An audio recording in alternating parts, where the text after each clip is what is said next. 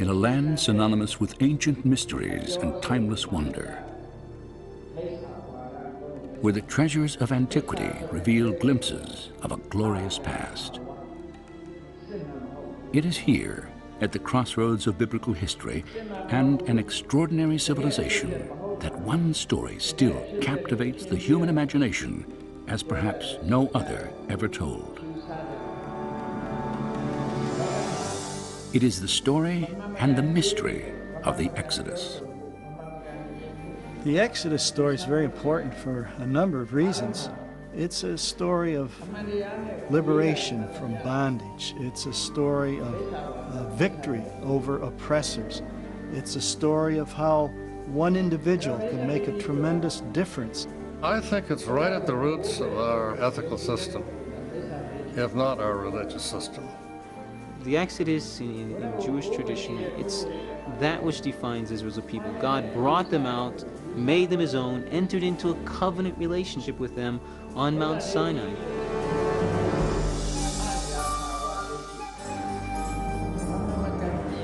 The Exodus story has endured for more than 3,000 years, and the power of its message and imagery is undeniable.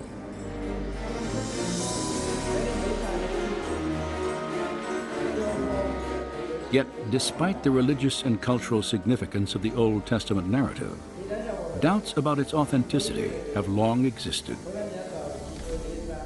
Scholars generally have rejected the historicity of the Exodus account, and this is because of this lack of direct evidence outside the Bible that would substantiate these events. And this is why you have, in scholarly circles, great skepticism about whether we can ever establish firmly a root of the Exodus, or even that there was an Exodus. The skepticism of the archaeological community has triggered many questions about the biblical narrative. Did Israel's exodus from Egypt actually occur? If it did, then why has so little evidence been unearthed? Were the people and events described in the biblical account real, or nothing more than elaborate fiction?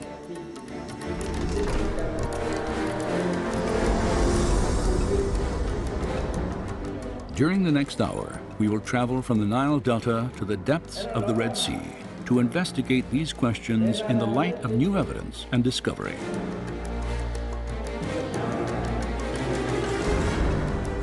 On this journey, we will explore and test the biblical record.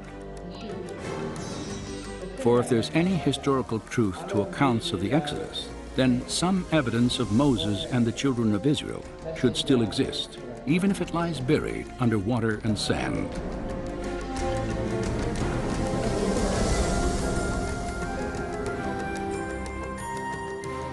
Join us now as we probe ancient mysteries to examine the Exodus story against the testimony of science, history, and archaeology.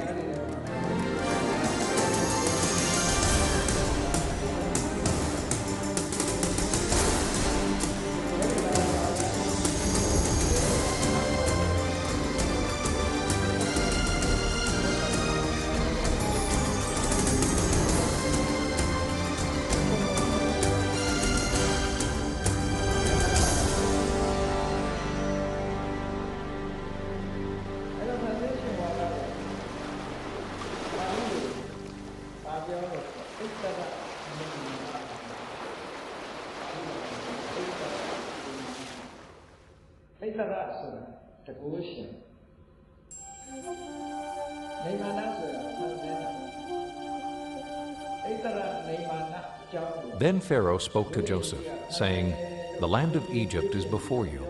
Have your father and brothers dwell in the best of the land. Let them dwell in the land of Goshen."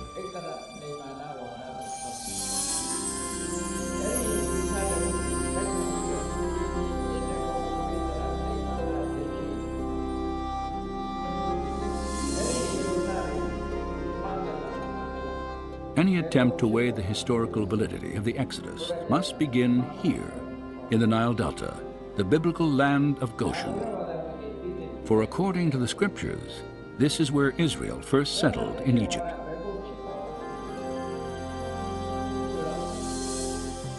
Nearly 4,000 years ago, the Hebrew patriarch Joseph, then a prisoner in Egypt, is said to have interpreted Pharaoh's dream foretelling 7 years of abundant harvest, followed by 7 years of devastating famine. After delivering this prophecy, Joseph was commissioned to oversee the harvest and storage of grain throughout the land. And when famine struck, news of Egypt's abundance spread quickly to its neighbors. There is, again, plenty of extra-biblical as well as biblical evidence of constant moving back and forth between Palestine and Egypt, particularly in times of famine. When famine ravaged Canaan, fear of starvation led Joseph's father, his 11 brothers and their wives and children, to leave their homeland and make the 200-mile journey southwest into Goshen. And as Egypt prospered under Joseph's leadership, a grateful Pharaoh offered his family permanent sanctuary in the richest area of the empire. The biblical record dates these events at early in the 19th century BC. But have archaeologists ever confirmed that a significant Canaanite population once inhabited northeastern Egypt during this time?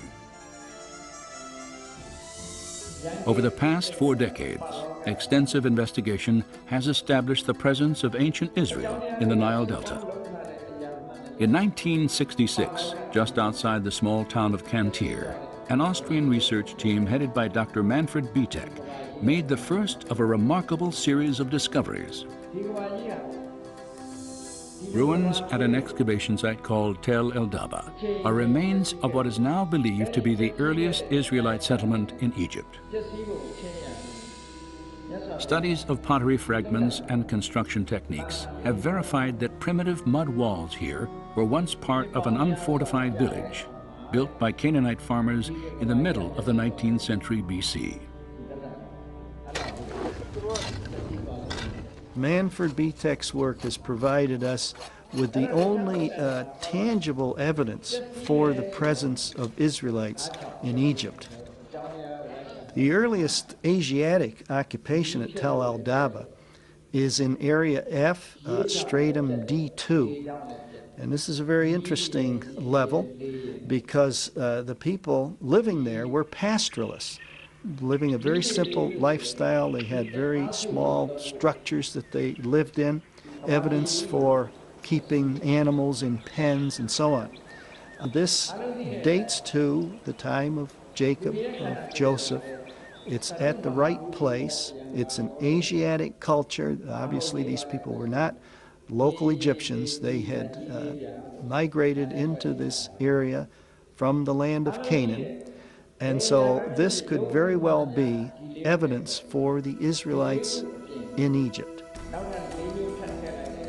While excavating in these cornfields, Manfred Bietek's team made another intriguing find.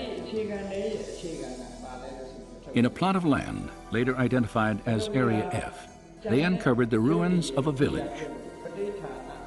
In this small village there in Stratum D2, dating to the time of Joseph, all the remains are Asiatic in nature. The material culture there is Asiatic, nothing is Egyptian.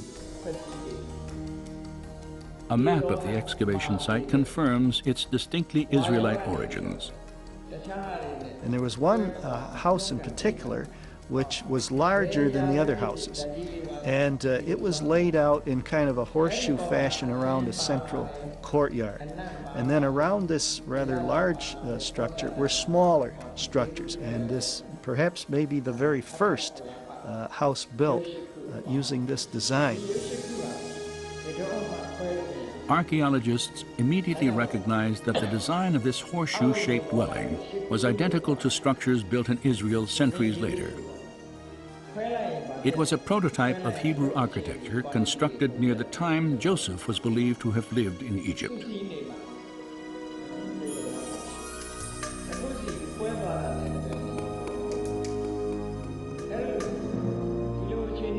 And Joseph died, But the children of Israel were fruitful and multiplied, and the land was filled with them. Then there arose a new king over Egypt, who did not know Joseph. And he said, "Look, the people of the children of Israel are more and mightier than we. Come, let us deal with them, lest they join our enemies and fight against us."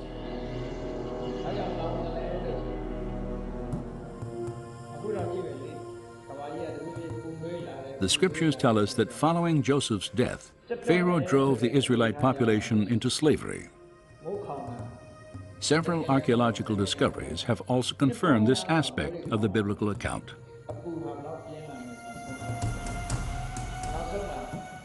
Excavations throughout the Nile Delta have unearthed walls of mud brick resembling those the Bible states were once molded by the hands of Israelite slaves.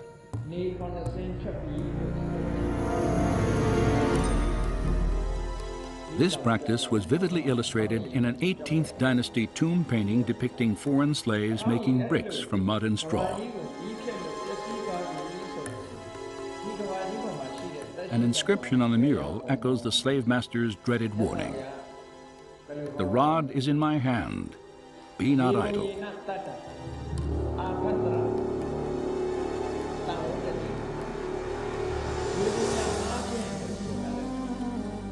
Another mural, carved in a tomb wall during the 15th century BC, shows Canaanite slaves working in the vineyards of Goshen.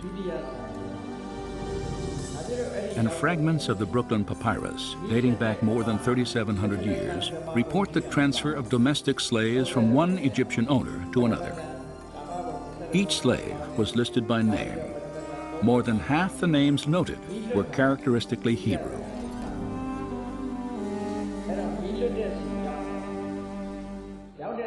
Treat yourself to the best gift in history this holiday season.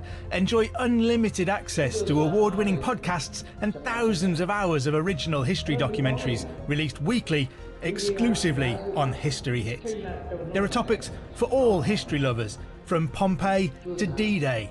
Sign up via the link in the description for an exclusive discount. Don't miss out on this incredible opportunity to explore the past like never before with History Hit.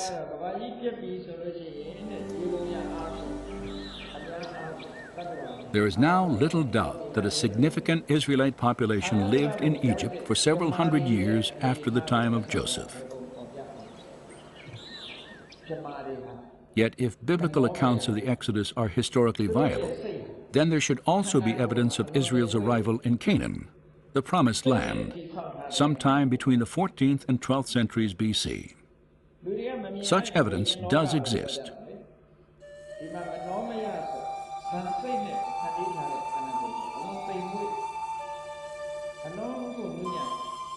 More than 3,200 years ago, the pharaoh Merneptah ventured out of Egypt on a military campaign through the land of Canaan.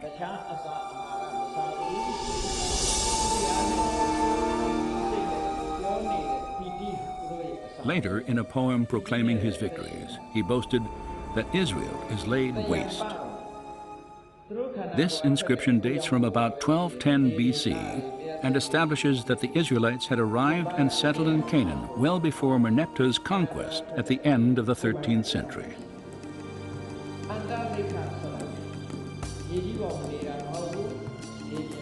Additionally, at Tel Amarna in Egypt, archaeologists have uncovered a series of letters on cuneiform tablets. Many were authored by Canaanite rulers early in the 14th century BC. These letters contain desperate pleas to the Egyptian pharaoh Akhenaten for military assistance to defend Canaan from nomadic invaders. One of them warns that if Pharaoh does not act, all Canaan will be lost. The invaders were identified by the name Apiru. And this is kind of a generic term for stateless individuals, people who weren't connected with any particular urban center. And so the Israelites undoubtedly would have been referred to as either Apiru or Asiatics by the Egyptians. I do think that the term Apiru is the origin of the term Hebrew. If the name Apiru referred to the Hebrew people, then the Tel Armana inscriptions provide strong evidence for the presence of Israel in Canaan. They also suggest Israel may have entered the country earlier than scholars had previously thought, at the beginning of the 14th century BC. Recent excavations of the Canaanite city of Hatzor could also support a 14th century Israelite invasion. Evidence has been uncovered that the city was destroyed at least twice during the period described in the biblical books of Joshua and Judges. Scattered among the remains of a large palace were Egyptian and Canaanite idols, their heads and hands intentionally chiseled off.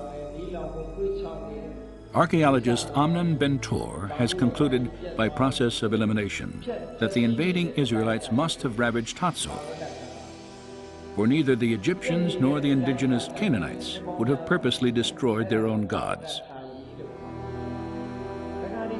So we should expect to find evidence in Canaan for the conquest. And when we examine some of the places that are named in the book of Joshua, we do indeed find archaeological evidence to back up the biblical account. If archaeological evidence shows that Israel appeared in the Promised Land between 1400 and 1200 BC, and if it also documents a Hebrew population in the Nile Delta for centuries before these dates, then one conclusion follows. The Israelites must have migrated from Egypt into Canaan, and an exodus actually occurred.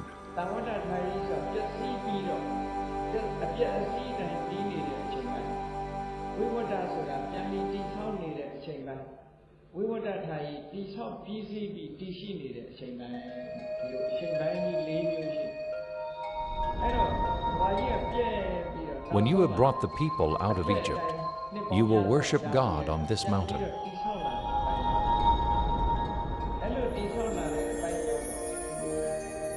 If an exodus took place, then a new question arises. What path did the children of Israel follow in their flight from Egypt? Any attempt to test the biblical record must focus along the route that the Bible itself specifies. Scholars have proposed many theories, but each must account for one fact. According to the book of Exodus, after leaving Goshen, the Israelites first set out for the holy mountain, where they were to meet and worship God. Moses and his people traveled to a mountain known in the scriptures by two names, Horeb and Mount Sinai. Controversy has long surrounded its actual location.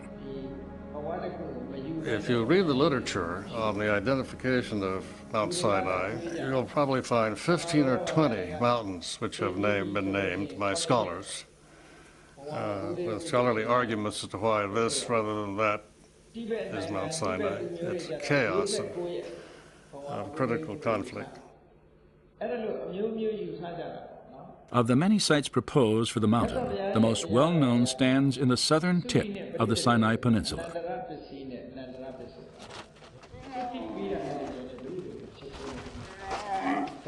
Each morning throughout the year, pilgrims from around the world climb to the 7,500-foot summit of what is generally considered to be Mount Sinai.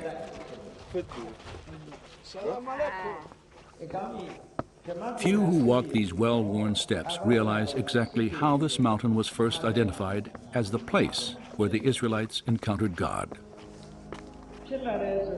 In the 3rd century CE, you have the rise of the Christian monastic movement, Christian ascetics going off in the desert to get alone with God, following very consciously the patterns of Moses and Elijah. And some of the Christian ascetics in Egypt moved into the Sinai Peninsula. That was their new area for the desert, a new area in which they would seek God, get alone with God. No civilization there, hardly any cities or villages except along the coast. And for them, they had engaged in an exodus from Egypt. They came out of Egypt, lived in the Sinai Peninsula, and this was their holy land. They read the biblical text with an allegorical approach. They see symbols and images of things everywhere. And then you looked around. the large mountains there, Jebel Musa and some other. It looks a lot like what probably Mount Sinai might have looked like. So already, probably by 350, it seems that some of these monks developed the tradition of identifying Jebel Musa, Jebel Katrina, one of these other mountains in the Sinai Peninsula with the mountain on which Moses himself had actually ascended. By early in the 4th century AD, Christian pilgrimages to this mountain had become commonplace. And today, a chapel and a monastery stand at the base of this traditional site of Mount Sinai. Since 1956, archaeological teams have searched for evidence that Moses and the Israelites once camped here for nearly a year after their flight from Egypt. Well, the Department of Antiquities brought together bands of archaeologists, both Israeli and non-Israeli, to try to do the most comprehensive survey imaginable, because they knew that Sinai was going back to Egypt. So there was intense surface exploration. And when we go to Sinai, we can't find anything. It is tabula rasa so far as the period of Moses is concerned. It was empty. When it was under Israeli control, they found nothing really which would suggest Israelite interest in that area. Out of over 8,000 inscriptions from the southern half of the Sinai Peninsula, only a handful are Hebrew Aramaic, hardly any. And so the tradition of identifying one of the mountains in the Sinai Peninsula with the Mountain of Moses was a Christian invention, purely a Christian invention, without any Jewish precedence whatsoever. No Jews were ever interested in the Sinai Peninsula with any respect anyway to Moses. Does the lack of Hebrew tradition and archaeological evidence discredit the biblical record, as many skeptics have argued? Or does it indicate that Mount Sinai stands somewhere other than the Sinai Peninsula? On this second question, the Bible appears to speak quite clearly.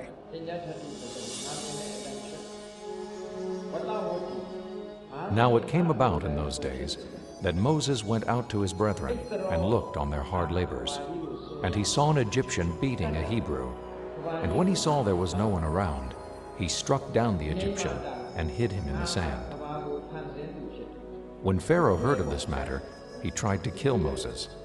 But Moses fled from the presence of Pharaoh and settled in the land of Midian.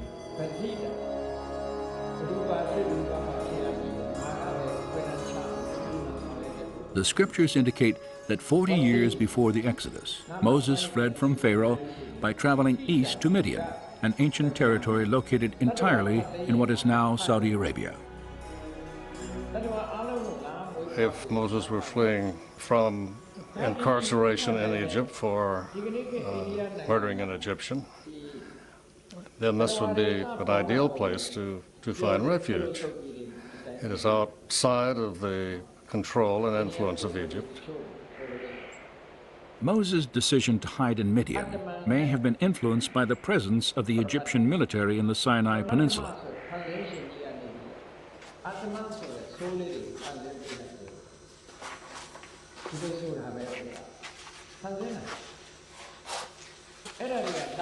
"3,500 years ago, Pharaoh's soldiers supervised the construction and operation of copper and turquoise mines throughout the southern Sinai.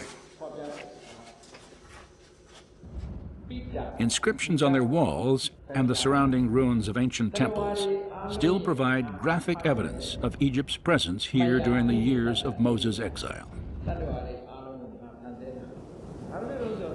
It is doubtful that, as a fugitive, Moses would have lived or traveled anywhere in the South Sinai with an army committed to his capture close at hand. The prospects of sanctuary in Midian, however, were far greater.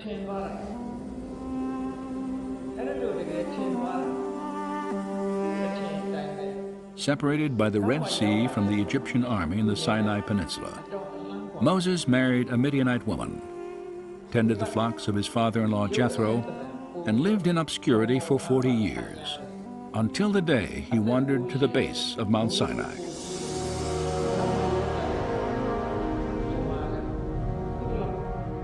There, God spoke through a burning bush and revealed his plan to free Israel from bondage. Given the biblical record, some believe that Mount Sinai must be in Midian. But is there any other evidence to support this theory? Several Jewish documents, some written 600 years before Christian traditions, locate the mountain of God in Midianite territory.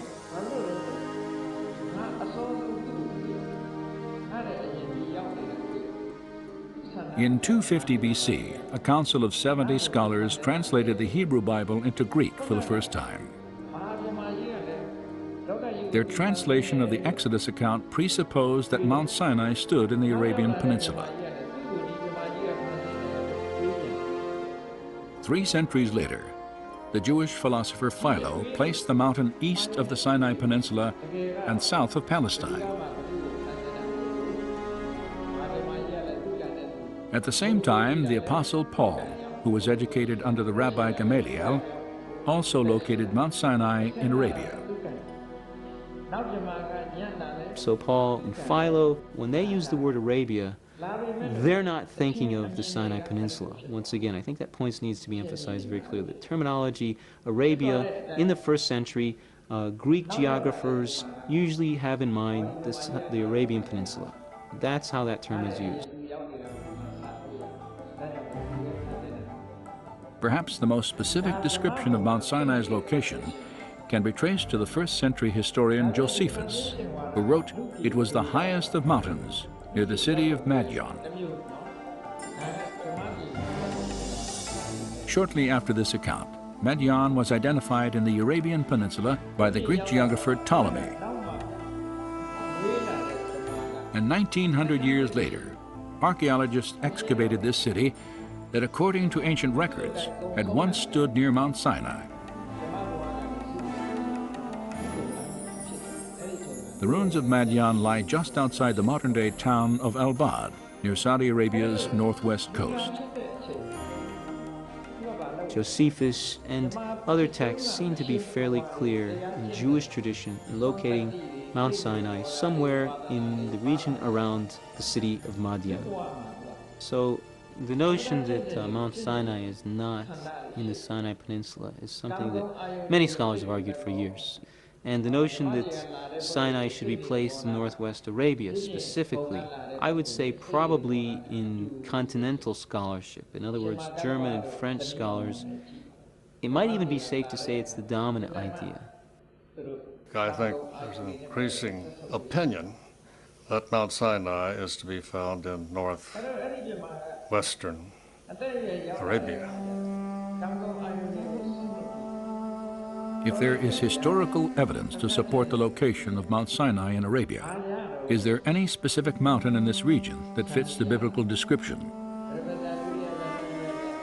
15 miles east of the Saudi Arabian town of El-Bad, such a mountain may well stand. It is called Jebel Alaz. I have been always interested in archaeological finds that would confirm the truth of the Bible. I felt then I want to come in here to Saudi Arabia and see it for myself. I want to be able to say, I have seen this place. In 1996, Vivica Pontien entered Saudi Arabia on a work permit. During the following year, she made several trips to Jebel Alaz. It was very difficult to find the mountain. I think I had been there for 7 months before I came to the mountain the first time. We went around looking for it in the desert. I did 5 long day trips at 5 different occasions, just looking and looking for this place. Throughout her search, Pontien encountered a strong local tradition that Moses had once lived in Arabia. It seems to be a tradition among the locals there that this mountain range is called Jebel Musa. They call it that, and many places have the name of Moses, like there are wells near there that they call Ajin Musa or Bir Musa, which means the well of Moses. When Pontien finally reached Jebel Alaz, her attention was drawn to specific features of the mountain that resembled the biblical description. Most prominent was a jagged peak, more than 8,000 feet in elevation, and blackened as if scorched by fire. And at its base, an enormous pile of boulders, at least 15 feet high and 60 feet across. The flattened top of this structure had the appearance of being man-made, and etched into its rock faces were petroglyphs of bovine creatures, cattle and bulls.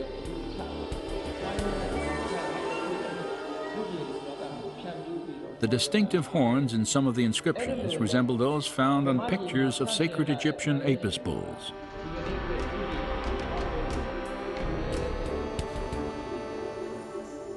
Could these stones be the remains of an Israelite altar, once built at the base of a holy mountain? Conclusive investigation is not possible at this time, for Saudi law severely limits all foreign research. And they have put up archaeological signs that tells this is an archaeological area and you're not supposed to trespass here. So it's evident that the Arabs themselves consider this to be some old sites of archaeological interest. Satellite photos of the area have revealed another geographical feature that parallels the biblical account: a sprawling plain of more than 10,000 acres. Flat, surrounded by mountains, and adjacent to the dried bed of an ancient river, it could have provided an ideal place for the Israelite encampment 3,500 years ago. Just west of the mountain stands another possible link to the Exodus account: a towering rock 60 feet high. It is split from top to bottom, and evidence of water erosion is etched into its base.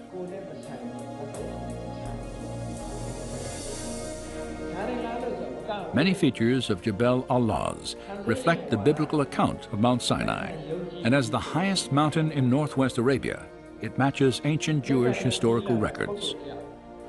Based on the textual evidence, Jebel al-Lawz is as good a guess as any. It might even be the best guess. It's definitely better than anything in the Sinai Peninsula, and probably better than any other guess we have. It'd be nice to have some excavation, and that's really a desideratum. We need excavation. We need somebody who's a competent, trained archaeologist to go in, record the material carefully, submit it for dispute and debate among other scholars, because there's too many gaps in our knowledge. The intriguing similarities between Jebel al-Lawz and the biblical record may indeed stimulate new investigation here. Yet whether or not future excavations confirm this site as the actual Mountain of God, a considerable body of documentary evidence indicates that Mount Sinai is located somewhere in northwestern Arabia.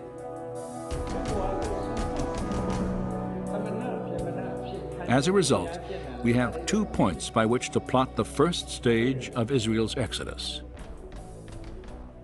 For Goshen provided a beginning, and Midian a destination and direction. And between them must lie a body of water.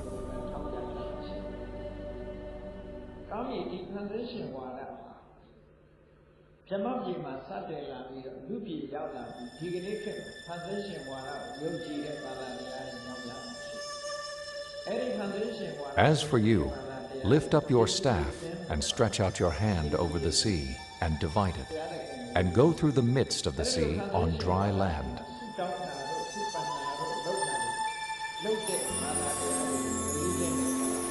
The Exodus account states while on their journey to Mount Sinai, the children of Israel encountered a seemingly insurmountable obstacle: the waters of the Red Sea. Most searches for their crossing point have centered on 5 sites that straddle the eastern border of Egypt, as defined in ancient times. 3 of these sites are inland saltwater lakes: Manzala to the north, Timsah, and the Great Bitter Lake. Another location, the dry bed that was once Lake Bala, has also been considered. The fifth possibility is on the northern end of the Gulf of Suez, at a beach whimsically named on tourist maps as Pharaoh's Bath. 3,500 years ago, each of these bodies of water would have been relatively shallow, ranging in depths from about 3 to 50 feet. Not surprisingly, naturalistic explanations for the Israelites' crossing are common here, including a receding tide or strong wind that could have lowered water levels enough to allow for passage on foot.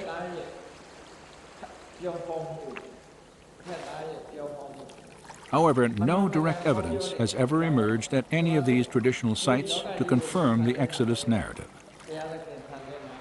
Nor does their geography resemble biblical descriptions of the beach where Pharaoh's army confronted Moses and his people.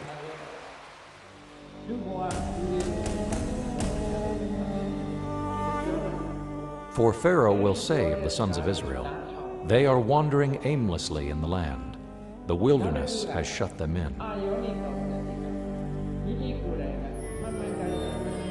As Israel approached the Red Sea, Pharaoh received news that they had wandered into a dense wilderness of mountains and canyons. In contrast to the biblical account, the terrain near the lakes and gulf on what was then the eastern border of Egypt is predominantly flat, wide-open expanses of desert. And when Pharaoh drew near, the children of Israel cried out to Moses, "Is it because there were no graves in Egypt you have taken us away to die in the wilderness? Why have you so dealt with us to bring us up out of Egypt?" The Bible states that immediately prior to crossing the Red Sea, the children of Israel were gathered on a beach somewhere outside the borders of Egypt.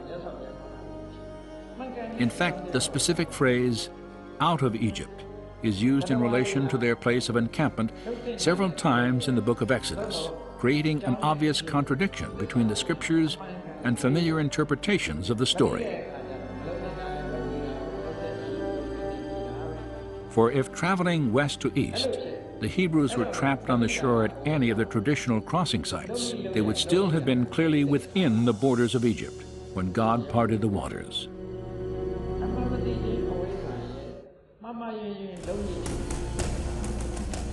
Was it not you who dried up the sea, the waters of the great deep, who made a road in the depths of the sea?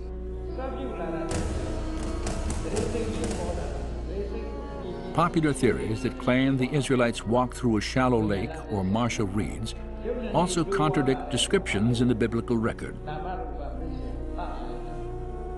The Hebrew writers refer to the Exodus crossing point as a great deep, the mighty waters, and the depths of the sea.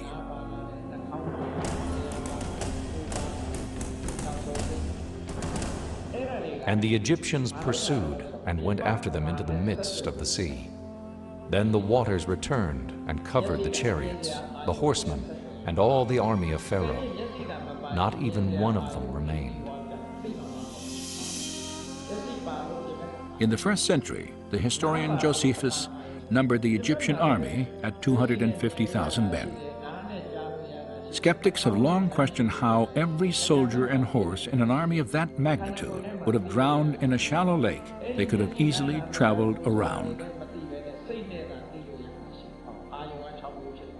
No direct evidence of a crossing anywhere along the eastern border of ancient Egypt has ever been discovered. As a result, accounts of the Exodus are often dismissed as fiction or legend. However, this absence of evidence could again indicate that archaeologists have been looking in the wrong places. For if the biblical descriptions are accurate, then the Red Sea of Moses and the Israelites may be located somewhere other than the lakes and gulf that separate Egypt from the Sinai Peninsula.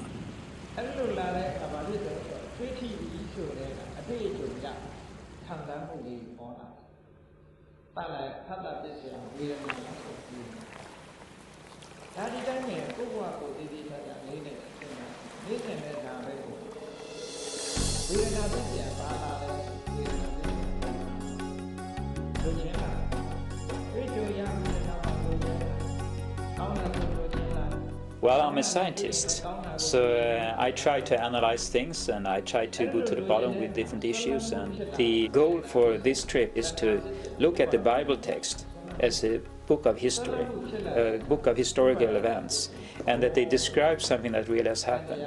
And then from the text, try to understand what really could have happened. In the spring of 2000, Dr. Leonard Moller took part in an expedition through Egypt and the Sinai Peninsula. Moller is a medical research scientist at the Karolinska Institute in Stockholm, Sweden. He is also trained in the field of marine biology.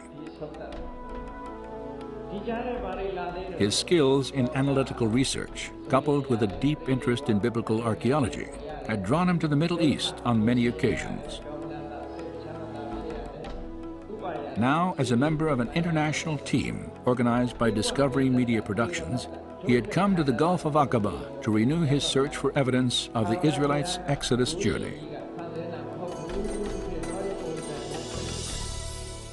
For several years, Moller studied historical and documentary evidence suggesting Midian as the probable location of Mount Sinai. He realized that to reach the mountain of God, the Israelites would have first crossed a body of water located east of Egypt's ancient borders.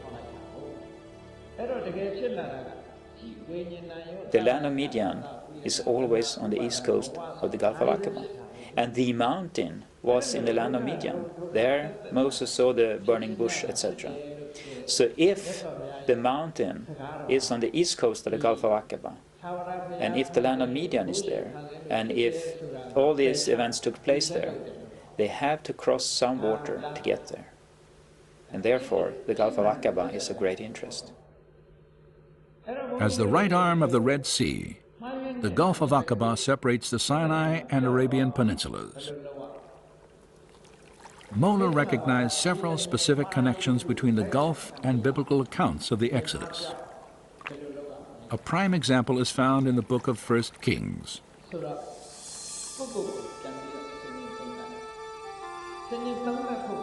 In approximately 950 BC, King Solomon is said to have built his navy at Ezion-Geber, near Elath, an ancient city on the northern coast of the Gulf of Aqaba. According to the Hebrew text, this gulf where Solomon's ships were harbored was called Yam Suf. Most likely we talk about the Red Sea as the Gulf of Aqaba. We know that it's called Yam Suf, which is the Red Sea. We know that King Solomon had his fleet in Yam Suf. This Hebrew name, Yam Suf, also plays a prominent role in the Exodus account, for it is used to identify the waters crossed by Moses and his people.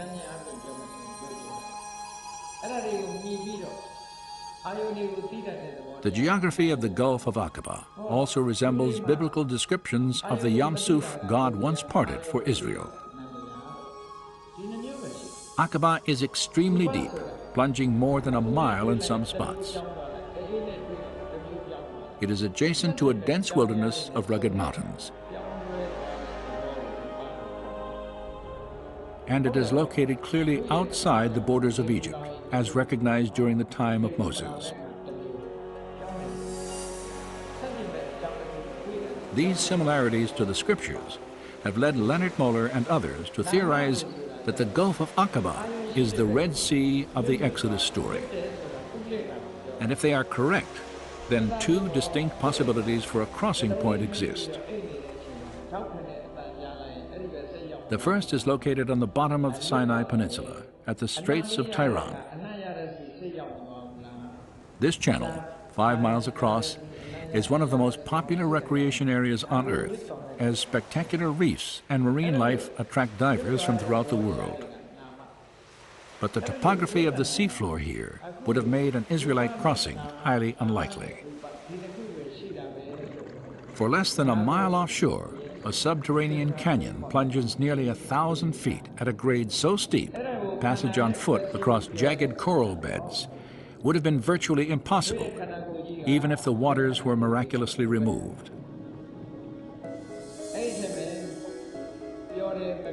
"70 miles north of the straits, near the center of the Aqaba coast, another potential crossing site extends into the sea. It is called the Nueva Peninsula. It sort of breaks out from the mountain ranges. I mean, there's nothing south of it and nothing north of it, you know. If you follow the shores, suddenly this peninsula just breaks out from the mountain range into a large plains. This is probably the only place at the Gulf of Aqaba, the western shore, where you could gather as many people as the Bible states that they were. Satellite photographs of the Nueva Peninsula clearly reveal its distinctive geography. This triangular-shaped beach would be the focus of a remarkable search for evidence of the Israelites' journey.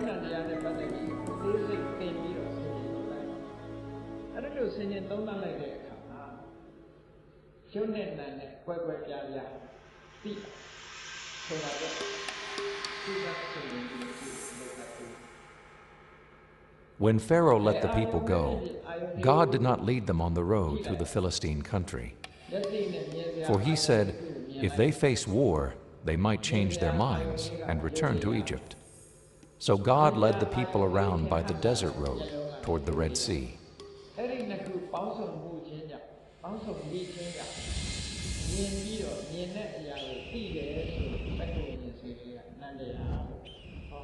If the Israelites traveled from Goshen to the Aqaba coast, then the biblical description of their route to freedom is very specific. They walked a road through the Sinai Desert in the direction of the Red Sea. During the time of the Exodus, three main roads existed in the Sinai. The way of the Philistines traced the Mediterranean coast past a series of Egyptian military outposts. Understandably, the Israelites did not follow this path. The way of Shur, an inland trail, terminated not on the shores of Yam Suf, but in the vast desert of southern Canaan. Only the southernmost road, a trade route that stretched from Egypt to the top of the Red Sea and then on to Midian, matched the biblical description. It's a route that runs through more or less central Sinai, from the Egyptian cities which are in the Nile Delta, and then on down to northwestern Arabia. This is a period when the incense route was beginning to develop. So we do have evidence of travel back and forth between Egypt and what we would call Midian. Located above the peninsula's rugged mountain ranges, this trade route was well suited for travel, as its flat, hard-packed terrain made long journeys on foot manageable and commonplace. When Moses fled from Pharaoh after killing an Egyptian slave master, he would have followed this route to sanctuary in ancient Midian. Then, 40 years later, he led his people out of Egypt over this same desert road again.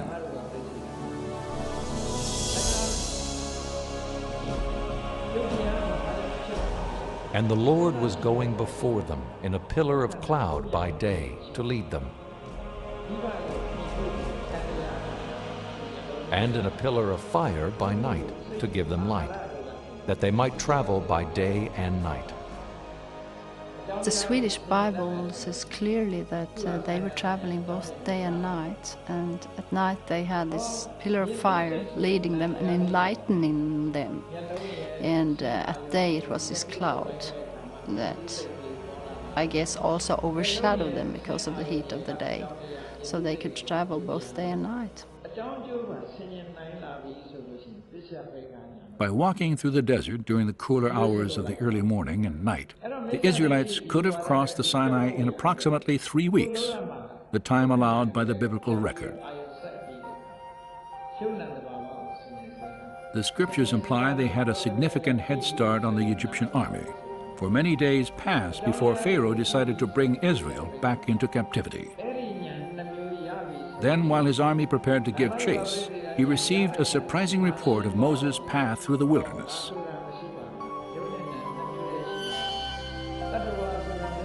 Now the Lord spoke to Moses, saying, "Tell the sons of Israel to turn back and camp before Pi-hahiroth, between Migdol and the sea.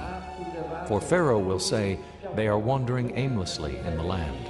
The wilderness has shut them in.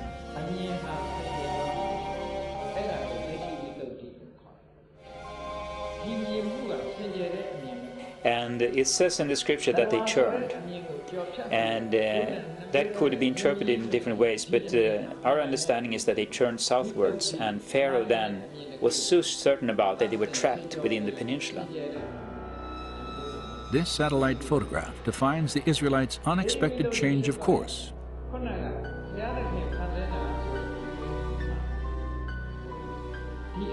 They had entered a winding maze of dry riverbeds that branched off the southern trade road in a twisting path to the coast. And within this canyon, called Wadi Watir, Moses and his people were hemmed in between walls of rock 2,000 feet high.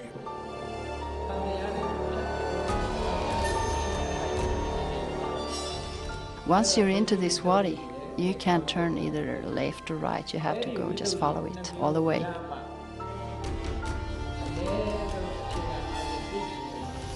You have huge mountains on each side, so you can't get anywhere else except follow this valley.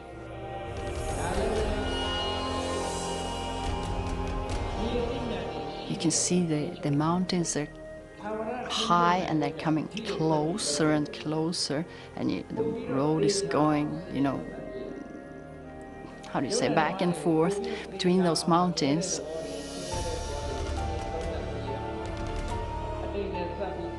After walking 18 miles through the wadi, the Israelites caught their first glimpse of the mouth of the canyon and an even greater obstacle that now stood before them.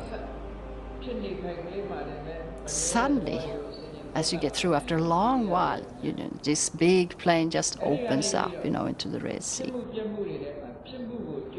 Upon exiting the Wadi Watir, Moses would have assembled his people at a place called Pi-hahiroth. Though its location remains controversial, the meaning of this Hebrew name may point to the site of the Israelites' encampment.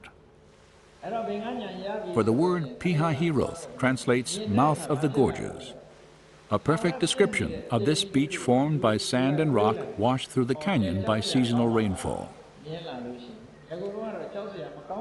From here, according to the scriptures, Moses and his people could travel no farther.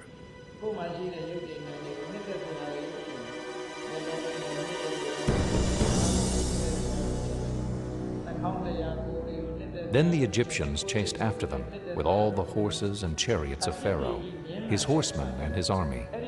And they overtook them camping by the sea, beside Pi-hahiroth.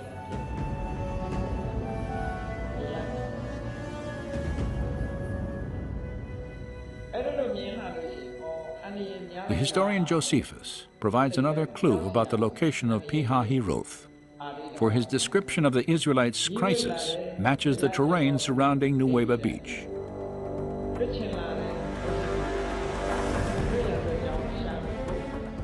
Now, when the Egyptians had overtaken the Hebrews, they also seized on the passages by which they imagined the Hebrews might fly, shutting them up between inaccessible precipices and the sea. For there was on each side a ridge of mountains that terminated at the sea, which were impassable by reason of their roughness and obstructed their flight. When and if they ended up at this peninsula, then of course they would have been in a very desperate situation. And according to the Bible, Moses didn't know anything what to do. He was completely trapped. The people wanted to kill him, surrounded by mountains, the sea, and they couldn't go anywhere. At Nuweiba Beach, the Israelites were surrounded by mountains to the north and south, an ocean to the east, and the Egyptian army to the west.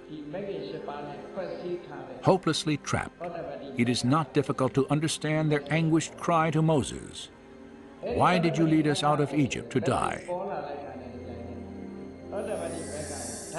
In response, Moses again looked to God for deliverance.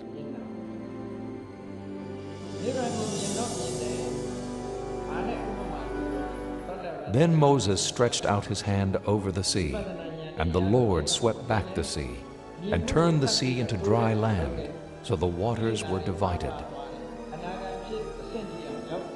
In all of Scripture, there may be no more dramatic image.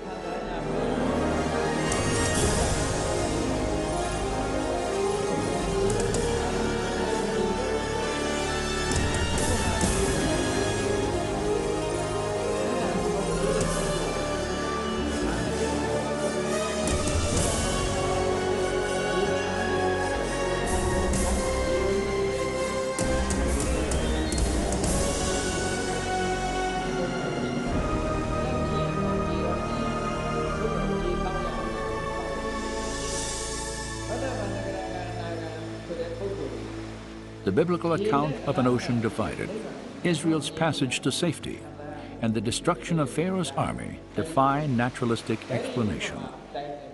But if these events did occur, then physical evidence could still lie off the shore of the Nueva Peninsula. For more than 20 years, divers and explorers from 3 continents, each intrigued by clues linking the Gulf of Aqaba and the biblical Yam Suf, have come to Nuweiba Beach seeking possible evidence of an Israelite crossing.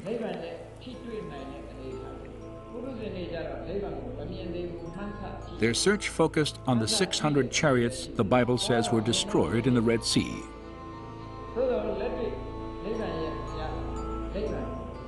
Inscriptions thousands of years old, and the few chariots recovered from ancient tombs reveal much about the construction of these legendary vehicles of war. Could any of them actually be found on the seafloor off the Nuweiba Peninsula? The first time I came to Nuweiba, the purpose was to verify, to document, and to establish hypotheses that this could be a link in the Exodus pathway. Based on his analysis of documentary evidence, Leonard Moller had long suspected the Aqaba coast as the probable location of the Red Sea crossing.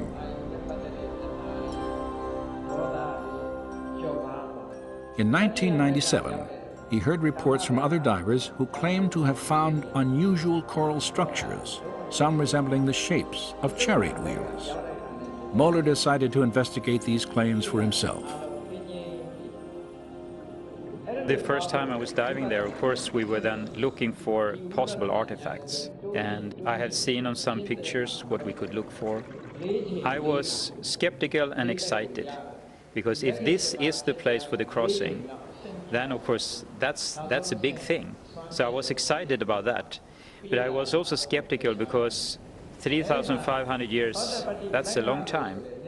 But if Nuweiba is the crossing site, then of course you would expect to find remains of the Egyptian army. Like others who had explored Nuweiba before him, Moller immediately recognized the difficulty of this search.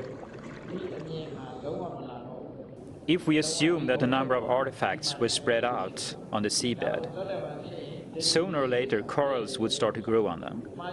And of course, if you have a number of layers of coral growing on something, it's very hard to distinguish the structure that was there from the very beginning. Though the coral complicates any search here, it may have been instrumental in preserving the shapes of ancient artifacts. For coral is a living organism that will not begin to grow on a foundation of sand or silt. Instead, it must first attach itself to a solid object, where it will sometimes conform to the shape of its host. So for instance, if it would grow on a wooden artifact, the wood would normally disappear in the seawaters after a time. But if you have corals growing on the wooden artifact, the coral could have the shape of the wooden artifact.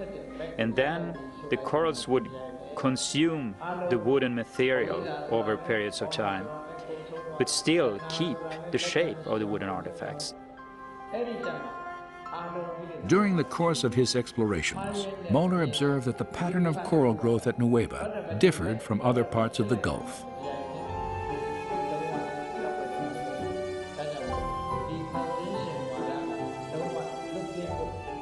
Unlike the coral at the northern and southern ends of Aqaba, which often forms large, dense reefs, some covering many acres, the formations at Nuweiba Beach are generally smaller and scattered randomly across the seafloor.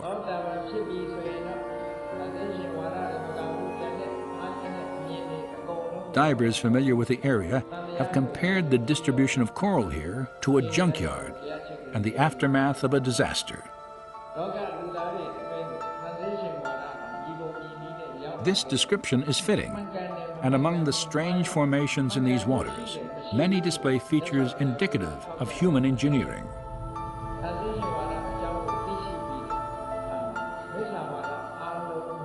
When we dive and when we film at the Nuweiba location, we look for certain structures, and you try to look for 90-degree angles or circular objects wheel-like structures. So that is what you scan for, so to speak, when you dive.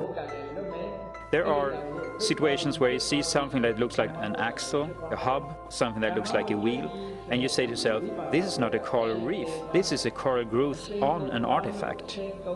And that is what's different to me when I compare corals at other locations around the world. Since the earliest explorations at Nuweiba, one distinctive type of formation has often been identified on the sea floor. A slender, table-like structure, sometimes standing on end, with a coral-encrusted base, a straight shaft, and a circular top. It's a 90-degree angle, a right angle between something that looks like an axle and the wheel. And you can see this in different varieties, and it looks very different from normal coral growth. And it is like a man-made structure with a coral growth on it.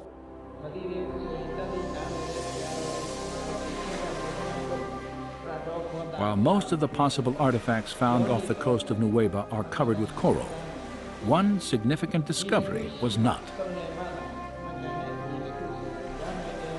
There is one find at the Nuweiba location that is of great interest, and that is the gilded wheel. It is a wooden basic structure of the wheel, and it's covered with gold, or electrum. It's a mixture of silver and gold. And corals have not been able to grow on it. It's been very well preserved. Although it's very fragile, it seems like the wooden content has been dissolved. So I mean, you could break it if you would try to remove it. After its discovery, the fragile wheel-shaped veneer was photographed, then left in place on the sea floor. Later analysis revealed that its dimensions and design resembled four-spoke chariot wheels painted on an 18th dynasty tomb wall near the biblical date of the Exodus.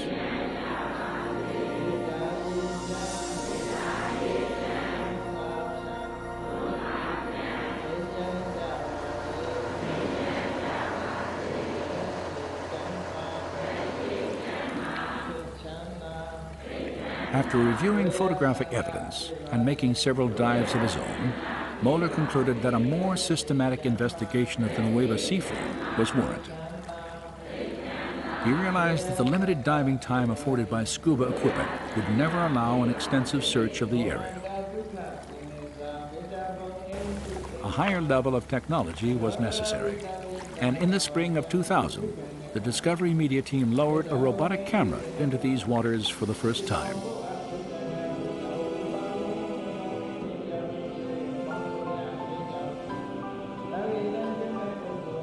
This has never been done. No one have been in the area at all with a remote control camera.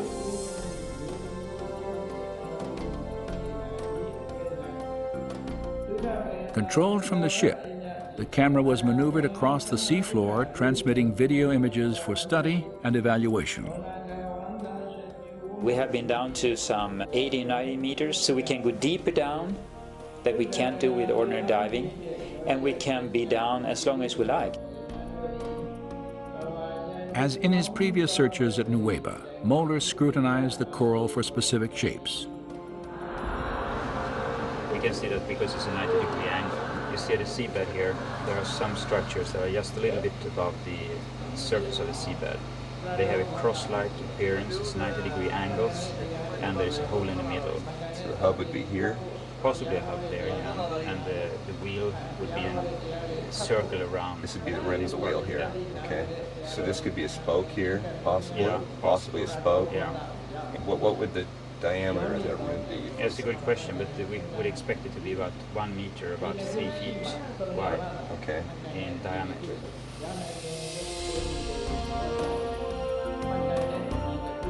The robotic camera's survey revealed many shapes and objects familiar to Moeller, including coral formations with right angles, arches, discs, and straight shafts fused into larger masses that had the appearance of twisted wreckage.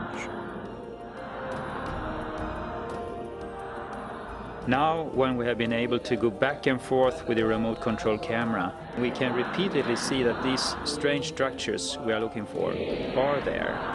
Not at one place, but you see them again and again and again. And this could be the outer rim of a weed. The abundance of these unusual coral structures was even more apparent when tapes of the expedition were carefully scrutinized during the months following the search at Nueva. When you sit and look at these films that has been taken by the remote camera, you see all these strange artifacts or pearl growth on some artifacts or structures that appear repeatedly, time after time, at different locations at this spot. And you can sit there and think, well, what is this? This doesn't look like normal coral growth. And it is amazing to see that so many things and such large areas down there that are like a man-made structure.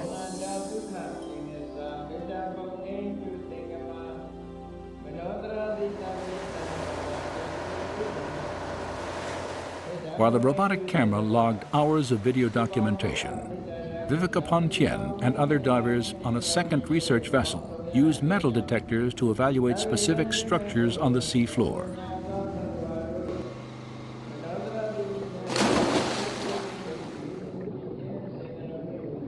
Pontien and her colleagues realized that the wheels of many Egyptian chariots were often reinforced with bronze. They hoped to find evidence of the metal encrusted in coral. A scan of this formation indicated a circular metallic pattern around its edge, perhaps evidence of the broken rim of a chariot wheel.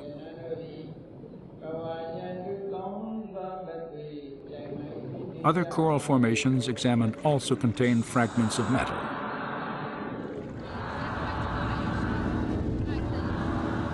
Viveka Pontien's interest in this research was heightened by a discovery she had made 3 years earlier, 8 miles due east of the Nueva Peninsula.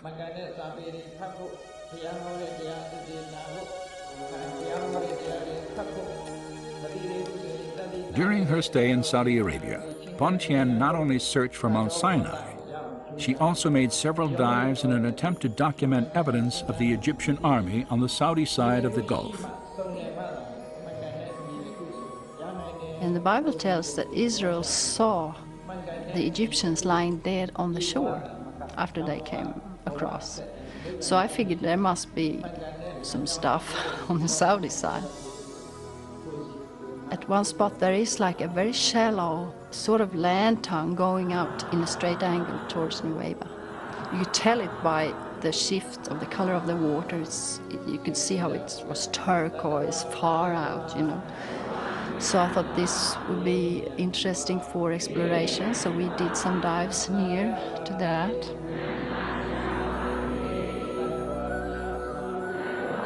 The scattered, irregular coral formations on the Saudi side of Aqaba resemble those previously found off the Nueva Peninsula.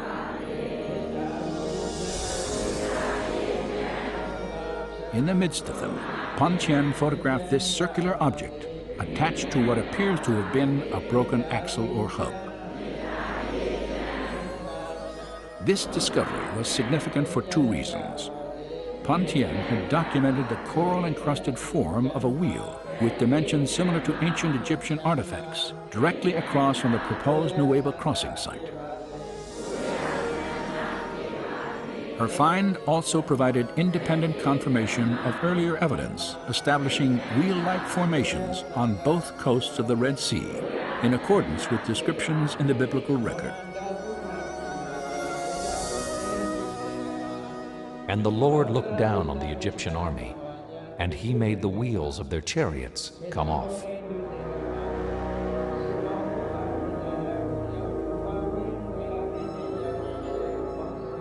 A common question is, why didn't you bring up artifacts? And there are several answers to that.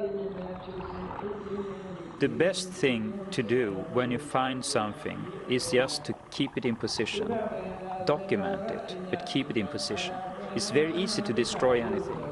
And the other thing, it's illegal to remove artifacts, but also you're not allowed to bring up any corals from the Red Sea. While Egyptian environmental laws prohibit removal of any coral for scientific dating and analysis, photographic evidence may provide a link to the time of the Exodus.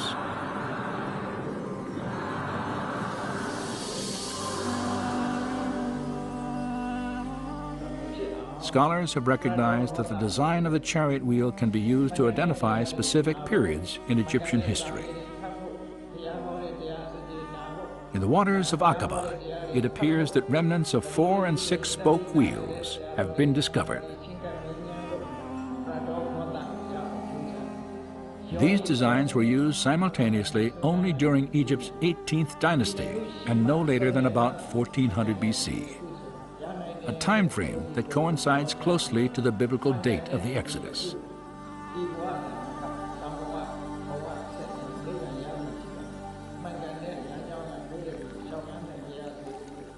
The discoveries made between Nuweiba Beach and Saudi Arabia have been fascinating, but they also raise some obvious questions. If God parted these waters, how could a large group of people, including the elderly and the very young, have walked across the Gulf of Aqaba? And since we know that the Gulf of Aqaba is terribly deep, because there is a very deep section in the crust of the earth that goes from the Dead Sea through Gulf of Aqaba, down through the main part of the Red Sea and down into Ethiopia, and it's called the Rift Valley there. The imposing terrain of the Great Rift Valley is evident in the towering mountains that line the Aqaba coast. They drop straight down into the sea, creating an underwater canyon more than a mile deep, a seemingly impassable divide, even if devoid of water.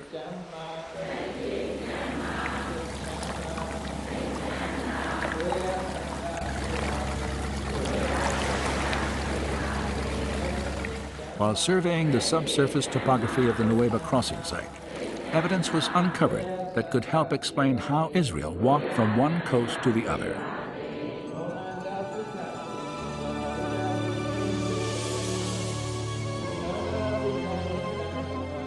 At its deepest points, the Gulf of Aqaba plunges more than 5,500 feet. Yet the ocean floor off the coast of Nuweiba Beach rises up several thousand feet from this trench, creating a wide, flattened ridge that the Israelites could have crossed once the Red Sea was divided.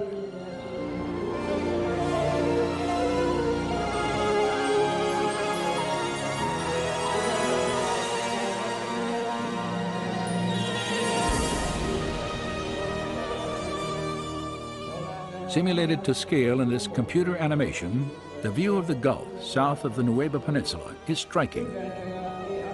A chasm, deeper than the Grand Canyon, extends more than 50 miles. Its steep shorelines stand in sharp contrast to the shallow grade of the gently sloping ridge that extends from Nuweiba Beach to Saudi Arabia. It is a ridge that resembles what the Old Testament prophet Isaiah once called a pathway through the mighty waters. The robotic camera was used to evaluate the physical characteristics of this undersea ridge for the first time. It's just flat, extremely flat, and very wide. There are no corals, there are no pieces of rock, and we followed that far out in the Gulf of Aqaba. It got deeper and deeper, but it was very flat all the time. And the interesting thing is also that the material on the seabed is not mud, as it is in the Gulf of Suez or at other places. It's a thin layer of sand or silt. It is easy to walk on it if you take away the water, and there would be no limit to have an enormous amount of people there, except the water, of course, but that's not our problem. That's God took care of that.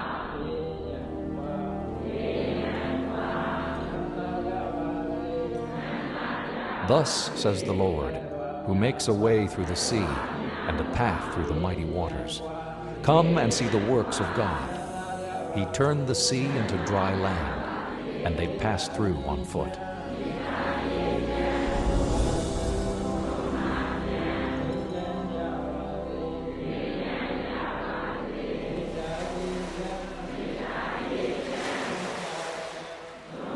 While the existence of an underwater ridge stretching from Nuweiba Beach to Saudi Arabia may make it easier to understand how the Israelites could have crossed the Aqaba Gulf, it does not explain the actual parting of these waters in the manner described by the writers of the Exodus account. My understanding at Nuweiba is that if the water was removed so they could cross there, it is nothing that we could explain from a scientific point of view, period. Well, if you look at the Red Sea crossing as it's described in the Bible, what you clearly see there is this situation where a wind has come up and has dried out the land for them to cross.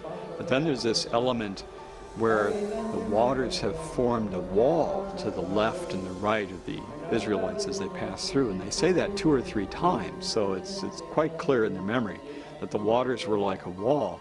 And there's just no naturalistic explanation for something like that.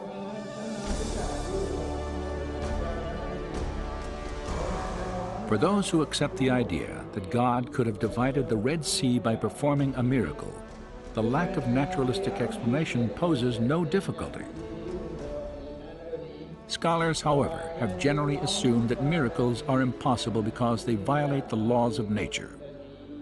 As a result, any document based on a miraculous event must be historically unreliable. This reasoning, though widespread, is not without opposition.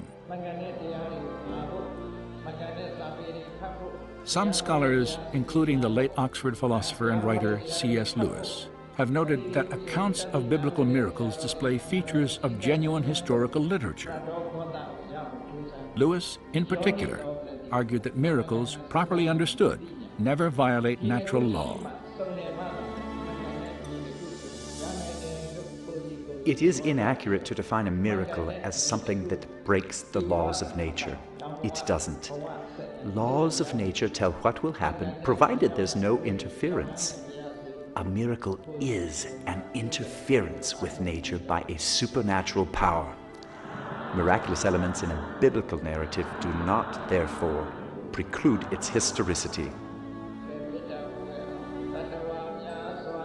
C.S. Lewis believed that miracles are acts of God, and therefore entirely possible if there is a God to take action. If you assume that God doesn't exist, then miracles are impossible, of course. But if God does exist, then there's the possibility that miracles could have occurred. So when we're looking at events in the Bible like this, we have to be objective when we come to the evidence. We have to look at the data and say, is it really clear enough that a miracle might have really occurred here? If we objectively look at the evidence then, and it really seems to lead in the direction of something miraculous, then we need to be open to that. After more than a century of research, where does the body of available evidence for the Exodus now lead?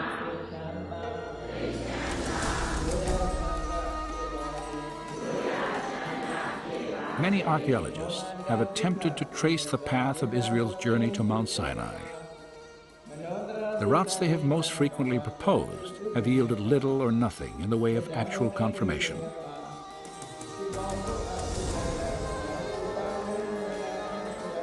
Yet today, another theory for the Israelites' path, far different from traditional ideas, may provide a trail of direct evidence for both a miracle and the historical validity of the Exodus account.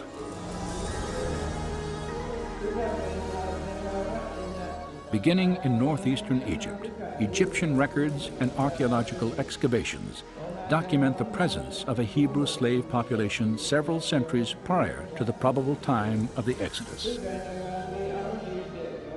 Evidence also shows that the Hebrews later appeared in Canaan, the promised land, after centuries of bondage.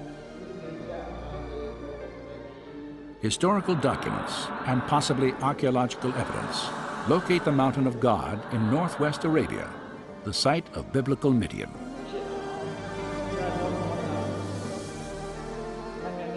And a trade route leading to Midian, intersected by a system of riverbeds terminating at the Aqaba coast, matches biblical and historical descriptions of the Israelites' path to the Red Sea.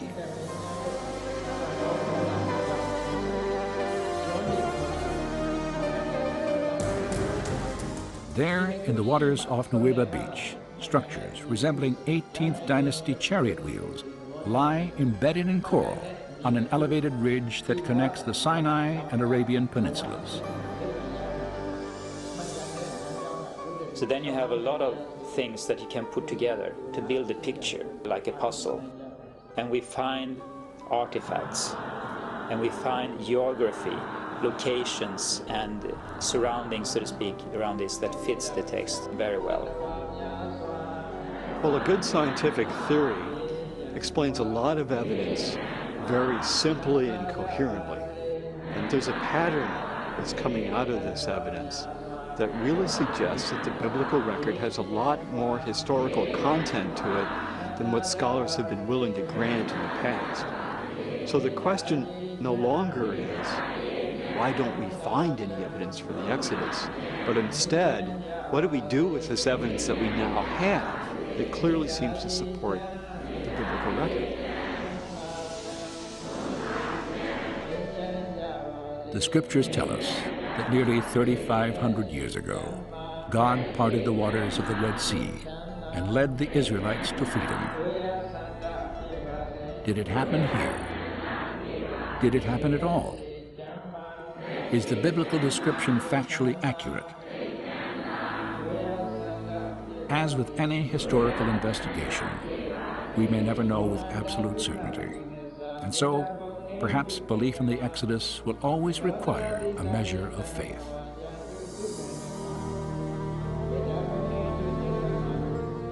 But facts and faith need not conflict, as recent discoveries suggest. For history and archaeology have now uncovered compelling reasons to reconsider the extraordinary claims of the Exodus story.